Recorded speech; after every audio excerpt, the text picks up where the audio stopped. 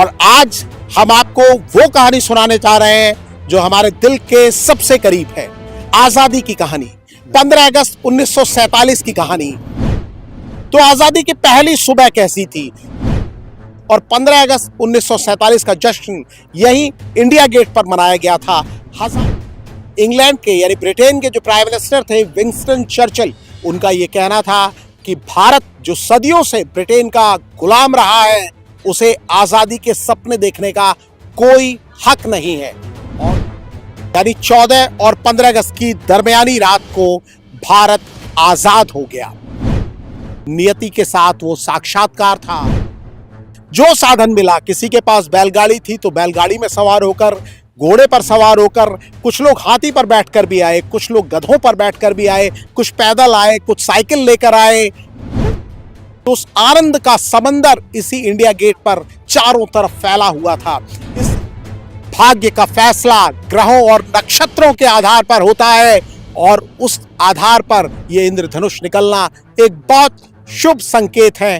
कई Winston Churchill को वो स्वर्ग नर्क जहां भी कहीं होंगे, उनकी आत्मा देख रही होगी कि 70-80 साल पहले उन्होंने भारत के लिए जो कहा था वो कितना गलत कहा था।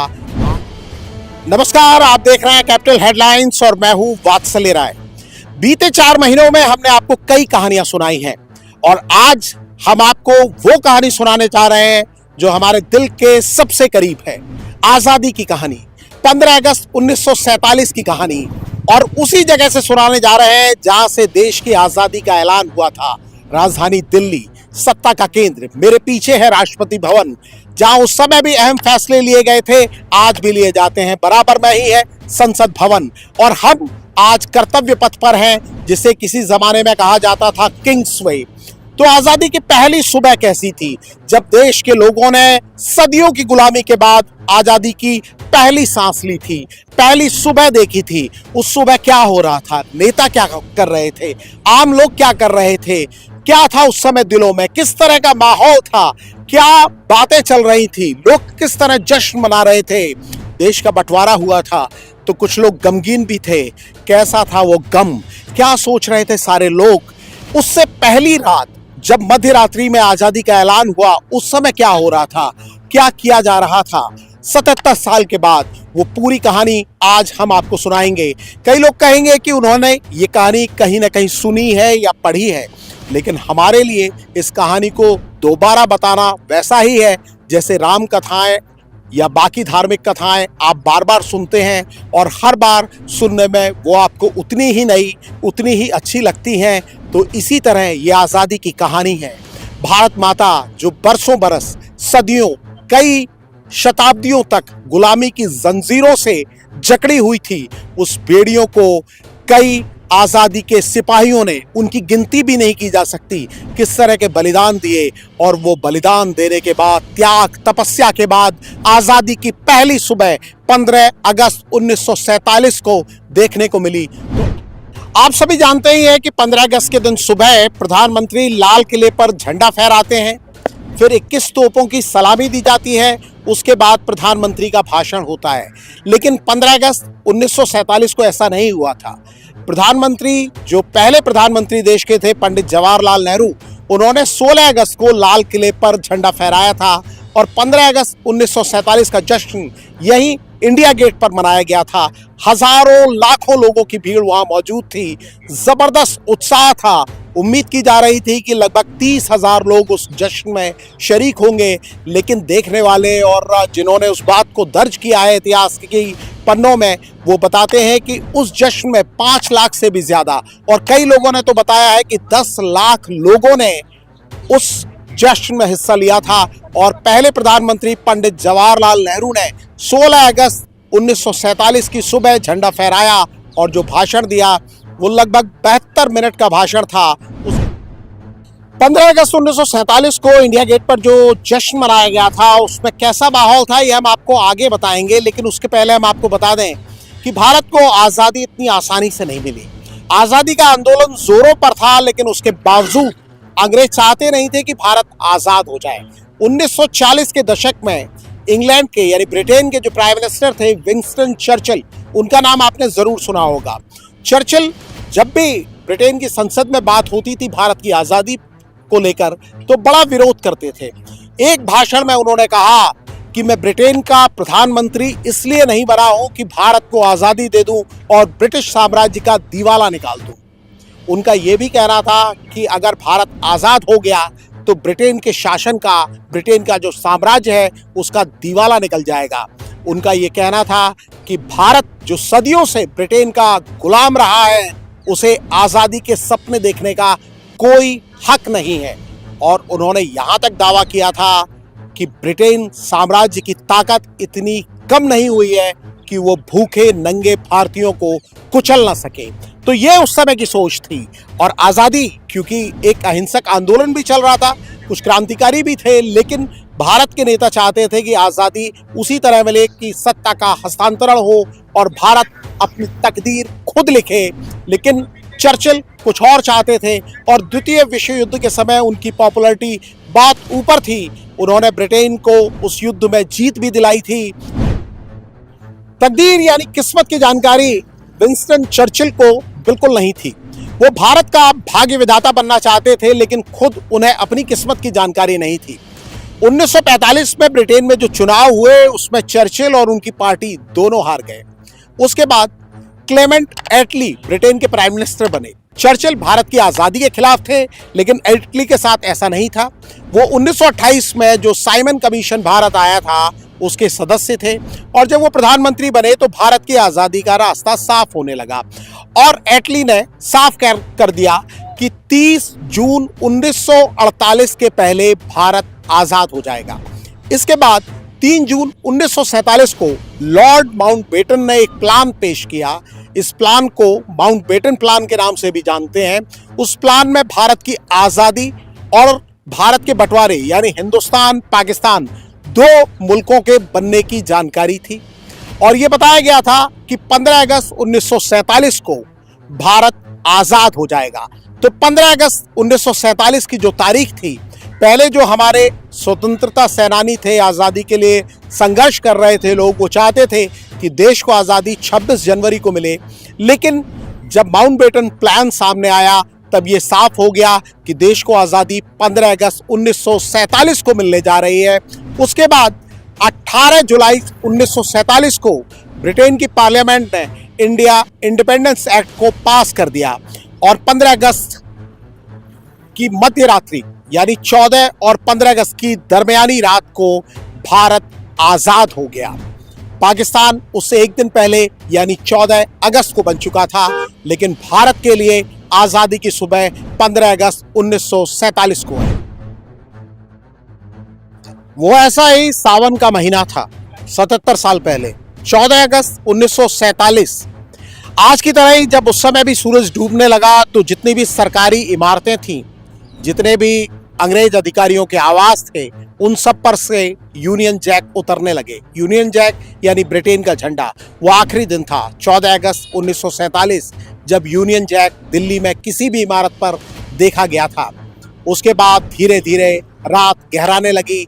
अब इंतजार था अगली सुबह का, लेकिन बहुत सारे लोग इंतजार कर रहे थे मध्य रात्रि का, यानी 14 तारीख बीते और अंग्रेजी कैलेंडर के हिसाब से 15 अगस्त की तारीख दाखिल हो। ठीक रात 12 बजे पंडित जवाहरलाल नेहरू ने आजादी की पहली घड़ी में तिरंगा झंडा फहराया और अपना मशहूर भाषण दिया, जिसे ट्रस्ट विद डेस्टिनी कहा जाता है। नियति के साथ वो साक्षात्कार था एक देश का, एक देश जो हजारों शताब्दियों पुरानी सभ्यता वाला देश है, लेकिन कई सदियों से गुलामी की जंजीरों में जकड़ा हुआ था। उस अपने मशहूर भाषण में पंडित जवाहरलाल नेहरू ने कहा कि बरसों पहले हमने नियति के साथ एक वादा किया था और अब उस वादे को पूरा करने का समय आ गया है। शायद हम वो पूरा वादा जो हमने किया था पूरा न कर पाए, लेकिन बहुत हद तक उसे निभाएंगे। आधी रात के वक्त जब पूरी दुनिया सो रही होगी तब भारत आजादी की सांस ले रहा होगा और उस आजादी की कीमत वही समझ सकता है जिसने बरसों बरस गुलामी को देखा हो। आज हम आजाद भारत में हैं और उस आजादी की कीमत शायद उस हद तक ना समझ पाएं जो उस पीढ़ी ने समझी थी। इसीलिए उस पीढ़ी का हर व्यक्ति एक महापुरुष था, चाहे उसने आज़ादी के संघर्ष में हिस्सा लिया हो या ना लिया हो, लेकिन उसने उस युग को देखा था। 77 साल बाद शायद हम उस दौर की कल्पना न कर पाए, लेकिन बहुत सारी यादें जो हमने सुनी है तस्वीरों के तौर पर हमारे सामने से गुजरती रहती है, और उस शाम को, उस रात को, उस सुबह को हम याद करने की कोशिश भी करते रहते हैं। 15 अगस्त 1947 की पहली सुबह हर हिंदुस्तानी, हर भारतीय के दिल में खुशी हिलोरे मार रही थी। दिल्ली में मुख्य कार्यक्रम हो रहा था, यही इंडिया गेट पर, जहां इस समय हम खड़े हैं। 77 साल पहले का जो नज़ारा था उसकी आप कल्पना भी नहीं कर सकते। उम्मीद की गई थी, लॉर्ड माउंटबेटन पूरे उस कार्यक्रम की खुद तैयारी देख रहे थे, रणनीति बनाई गई थी, और यह उम्मीद की जा रही थी कि लगभग 30,000 लोग उस कार्यक्रम में हिस्सा ले सकते हैं। लेकिन जब कार्यक्रम शुरू होने की घड़ी आई, तब तक यहाँ 1 इंच या तिल भर की जिसे जगह कहा जाता है, वो जगह भी नहीं थी। आधी रात से ही लोग अलग अलग जगह से, दिल्ली के आसपास के शहरों से, गांवों से, देहातों से, जो साधन मिला, किसी के पास बैलगाड़ी थी तो बैलगाड़ी में सवार होकर, घोड़े पर सवार होकर, कुछ लोग हाथी पर बैठकर भी आए, कुछ लोग गधों पर बैठकर भी आए, कुछ पैदल आए, कुछ साइकिल लेकर आए। पुरुषों ने पगड़ियां पहनी हुई थी, नए नए कपड़े पहने हुए थे। महिलाएं, स्त्रियां बिल्कुल नई साड़ियां, नए आभूषण धारण कर कर यहाँ आई थी।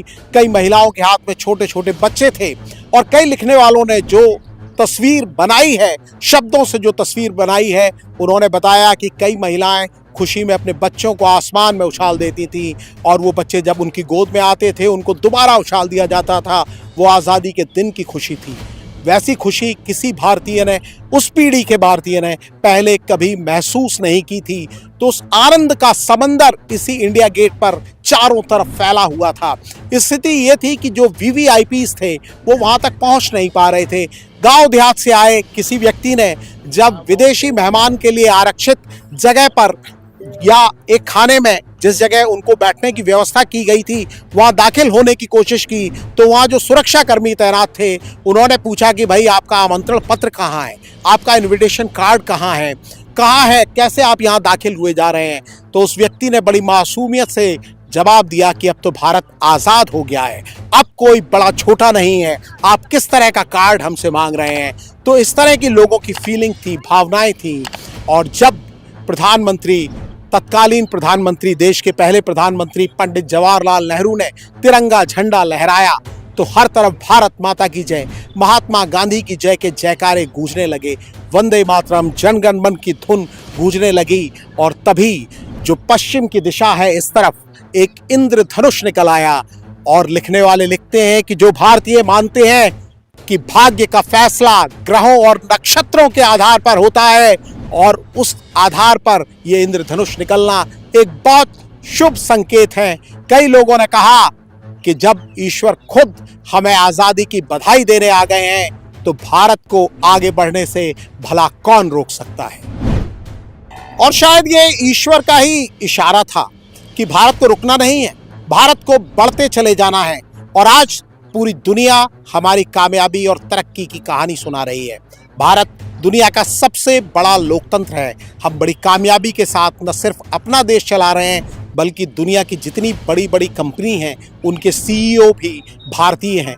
15 लाख से ज़्यादा हर साल भारत में इंजीनियर निकलते हैं, हज़ारों डॉक्टर्स निकलते हैं। दुनिया भर में भारतीयों ने, वैज्ञानिकों ने अपनी मेधा का लोहा मनवाया है। सारी दुनिया की अर्थव्यवस्था आज गौरव के साथ भारत की ओर देख रही है। और हमने चांद पर अपने कदमों के निशान छोड़े हैं, मंगल को छू लिया है, और अब सूरज की तरफ छलांग लगा दी है। और इस बीच मैं याद करना चाहूँगा विंस्टन चर्चिल को। वो स्वर्ग नर्क जहाँ भी कहीं होंगे, उनकी आत्मा देख रही होगी कि 70-80 साल पहले उन्होंने भारत के लिए जो कहा था वो कितना गलत कहा था। आज सारी दुनिया गर्व से कहती है, और हम तो कहते ही हैं, सारे जहां से अच्छा हिंदुस्तान हमारा। और ये हिंदुस्तान दुनिया को भी प्रेरित कर रहा है। हमने आपको ये कहानी सुनाई, 15 अगस्त 1947 की कहानी सुनाई। अगर ये कहानी आपको पसंद आई हो, ये खास कैपिटल हेडलाइंस के देखने वालों के लिए थी। हो सकता है ये कहानी आपने सुनी होगी, पढ़ी होगी, लेकिन हमने दोबारा ये कहानी, दोबारा मैं कह रहा हूँ, इसलिए सुनाई कि अच्छी कहानियाँ जितनी बार कही जाएं और सुनी जाएं, अच्छी लगती हैं। अगर आपको ये वीडियो अच्छा लगता है तो इसे लाइक करें, शेयर करें और हमारे चैनल को सब्सक्राइब करना भी न भूलें। आप सभी को स्वतंत्रता दिवस की बहुत बहुत शुभकामनाएं।